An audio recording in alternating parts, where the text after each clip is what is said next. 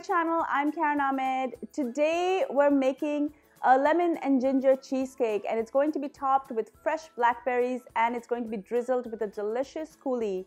You're going to be really surprised when I tell you that this is going to be made in my Instant Pot. I've been trying all kinds of recipes in the Instant Pot, and I heard that you could make a cheesecake. I wanted to try it out for myself, and let me tell you, the results are spectacular. The cheesecake is really nice and dense, but it's very creamy, and it's the perfect texture. Before I go any further with this recipe, do make sure you subscribe to my channel and ring the bell so you're notified every time I upload a new video. Now let's get on with the cheesecake.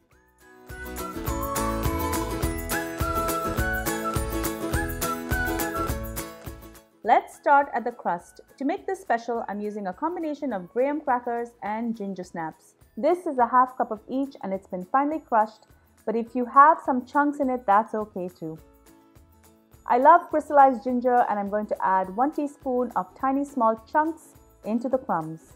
I have here a 1/4 cup of butter that's been melted and cooled, and I'm going to dump this in all at the same time. Mix this quickly, and this should look like damp sand. If your mixture is too dry, add a bit more butter, and if it's too soft, add a bit more crumbs.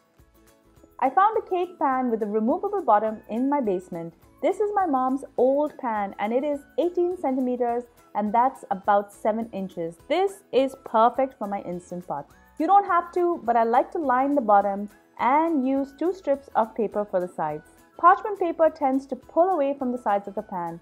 If this happens, just secure it with a blob of butter. I prefer to use 2 strips on the side instead of 1, as they are lighter. Dump the crumbs into the tin, and we now need to pack it down very tight. You can use a glass, but I'm partial to a mojito muddler as it gets into the edges really well. It also leaves this dot-like pattern, which I believe helps the filling adhere to the base. That's my theory anyway. Stick this in the fridge for 30 minutes, and I'm going to work on the filling. Unlike a baked cheesecake, this is not going to be baked. Every good cheesecake starts with good quality full fat cheese. Don't skimp out on calories here. To soften the cheese, I'm just going to zap this in the microwave for 10 seconds. I'm using 2 blocks of cheese, and they are 226 grams each. It's nice and soft, so I'm now going to beat it.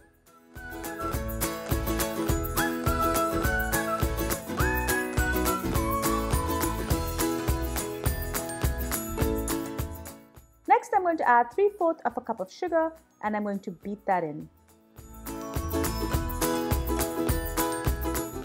Once it's fully incorporated, I'm going to add 3/4 of a cup of sour cream, and again, this is full-fat sour cream.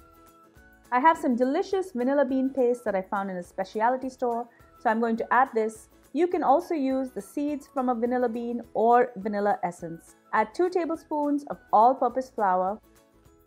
And look at this. This is 1 tablespoon of ginger juice. Just grate fresh ginger and squeeze it, and you will get this delicious golden liquid that enhances the flavor of the cheesecake. Next, I'm going to add 1 tablespoon of lemon rind and the juice of half a lemon.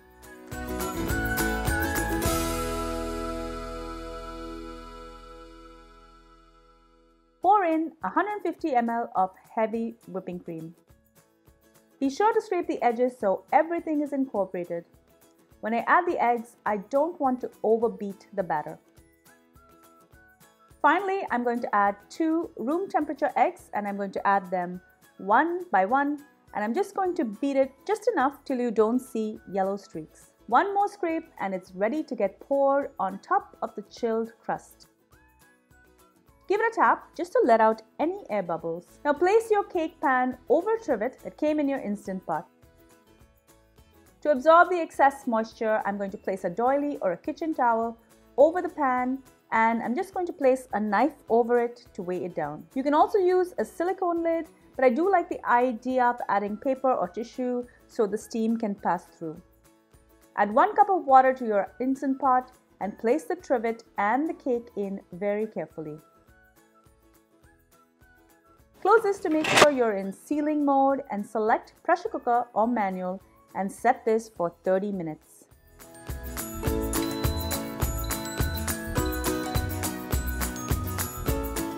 Then you just wait.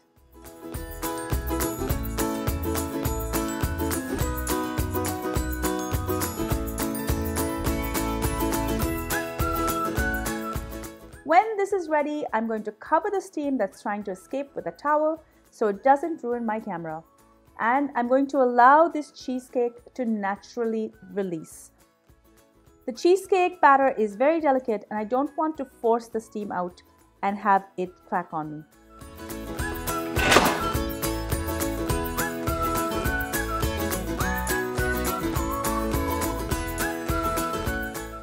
Once it's done, I'm going to allow it to cool just a little bit before removing the knife, and I'm going to lift off the paper. Look how gorgeous this looks. Now remember, if you don't have an Instant Pot, this is still a great recipe. You will cook this in a 350-degree oven for 60 to 90 minutes in a bain-marie or a hot water bath. There's a little bit of moisture and I'm just going to dab this with a kitchen towel, and this is perfect. This needs to be chilled now for a minimum of 4 hours, but I prefer to chill it overnight. You may have noticed that I didn't cover my cake pan with foil. A lot of people insist on using foil to cover their cake pan so the water doesn't seep into the cheesecake.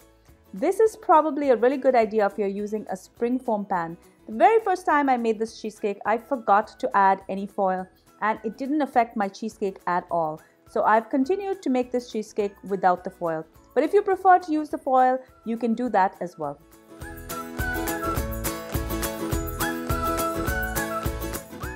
Once this is ready, I'm going to run a knife on the outside and I'm just going to pull off the paper on the sides. Remove the ring and this is ready to cut. To make the perfect cut, have a container of hot water handy to dip the knife in. Dry it off and cut. Clean the knife in between to get nice, clean cuts. You can decorate the whole cheesecake any way you like. If I'm serving this to my guests at home, I like to top it just before serving. A dollop of sweetened sour cream, some blackberries, a drizzle of coulis, and finally, some finely diced crystallized ginger. This looks amazing. I store these pre-cut in Tupperware and it's ready to top and serve. Trust me, this is the creamiest, most delicious cheesecake you've ever had.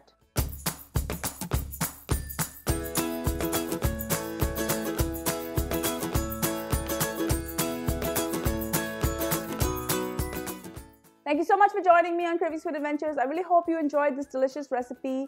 Make sure you let me know if you try it, what you think of this recipe in the comments below or on any of my social channels. Be sure to subscribe to my channel and ring that bell so you're notified every time I upload a new video.